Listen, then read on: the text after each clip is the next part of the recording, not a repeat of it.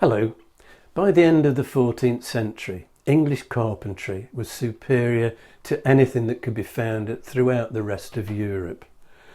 English carpenters had reached a level of sophistication and skill beyond anything that was being achieved in France or Germany or Spain or Italy. And the angel roof and the hammerbeam roof, and the two are often found in combination, are evidence of the skill and the vision of those medieval carvers. Several hundred angel roofs were built in England between 1395 and the 1530s. Almost all of them are in churches, and predominantly they are to be found in East Anglia, where significant wealth was concentrated in medieval England, wealth from wool. There's no set pattern or design structure to them. Some of the angels are full-bodied, some are half-body, others are relief carvings. Some roofs have a few angels, others have flying legions. And although some were destroyed at the Reformation, others by the Puritans, around 140 angel roofs have survived, partly out of inaccessibility, but also because they were structurally integral to the building. They were not the easy targets that, say, stained glass windows were. And collectively, roof angels are an important body of English medieval wood sculpture.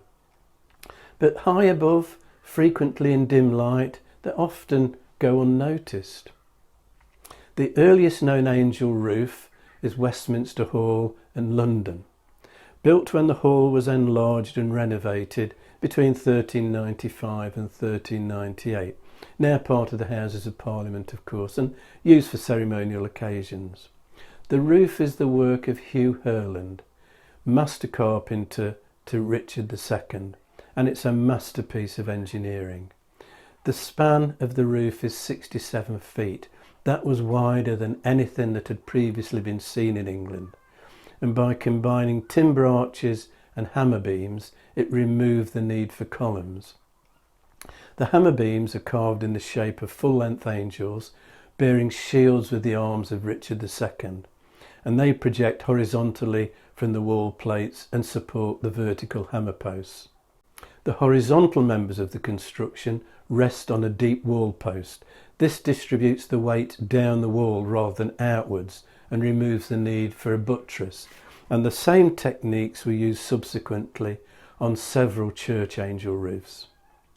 Who made the decision to adorn the roof of Westminster Hall with angels? Probably Richard II himself.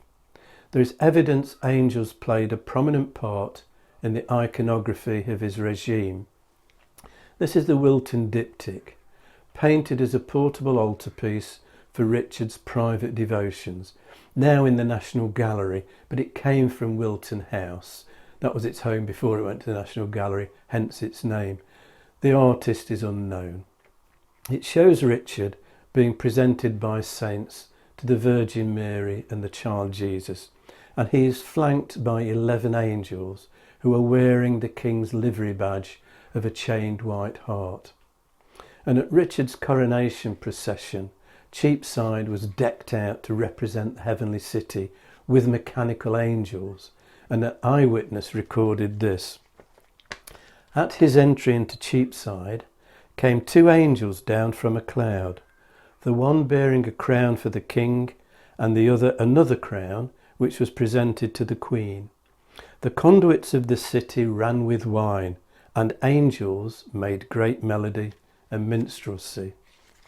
And at one point during the pageant, Richard's throne was surrounded by 3 circles of angels, symbolising the angelic orders attendant on God.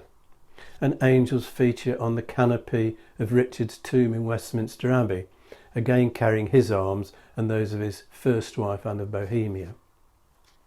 The oaks for Westminster Hall roof were felled in Hampshire, shaped at Farnham, before being taken to the River Thames and then shipped on to Westminster.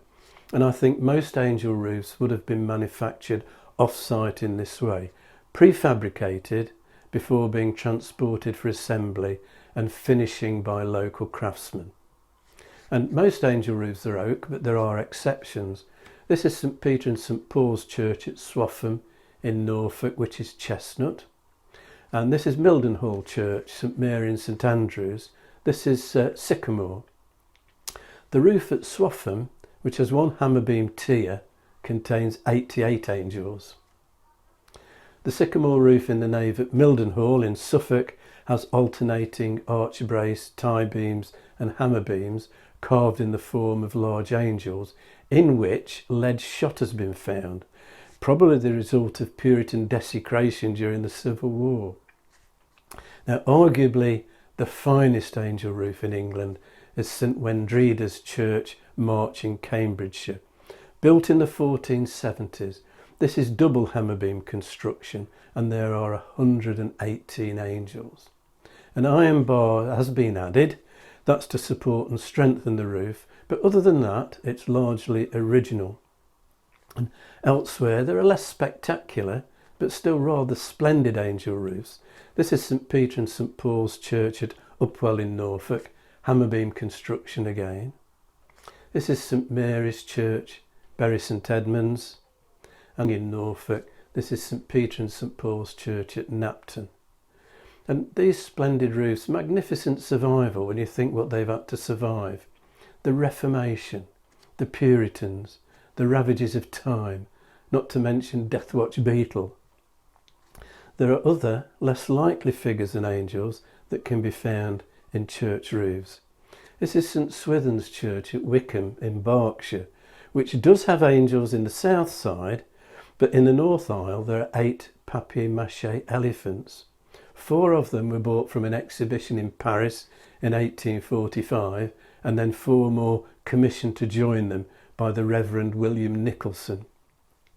Now I'm going to look at some more high quality medieval woodwork next time, including screens, choir stalls, misericords and bench ends. If you've enjoyed this video, hit the like and subscribe buttons and click on the notification bell to be informed when the next video is available, or you can subscribe by clicking on the rose window over my shoulder.